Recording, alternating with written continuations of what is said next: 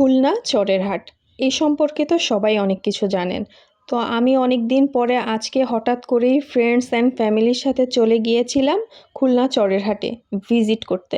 খুলনায় যেহেতু আসছি আর এটা যেহেতু বর্তমানের ভাইরাল প্লেস, তো একটু যাই দেখেই আসি। আর সারাদিন যে পরিমাণ বৃষ্টি হচ্ছে আসলে বের হওয়ার ইচ্ছা হয় না। তারপরেও তখন বৃষ্টি হচ্ছিল না, শুকনো ছিল ওয়েদার, এই জন্য পরে বেরিয়ে পড়ছিলাম। আমি গিয়েই এই ব্রিজটার উপরে আগে উঠেছিলাম, যে দেখতেছিলাম যে দূর থেকে আসলে গাছটা কেমন লাগে। তো সব জায়গায় লাইটিং করা ছিল, যার কারণে অনেক সুন্দর লাগতেছিল। তারপর চলে গিয়েছিলাম মিরর সেলফি তুলতে, তো এইখানে হচ্ছে সেটাই দেখতেছিলাম, আপনারাও দেখতে পাচ্ছেন। তারপরে চলে গিয়েছিলাম সেই গাছের কাছে, তো দূর থেকেই কেমন যেন আকৃষ্ট করতেছে লাইটিংয়ের জন্য বিশেষ করে। তারপর ওইখানে আবার দোলনাও ছিল, আমার ভাগ্নি হচ্ছে সুন্দর করে দোলনা খাচ্ছিল।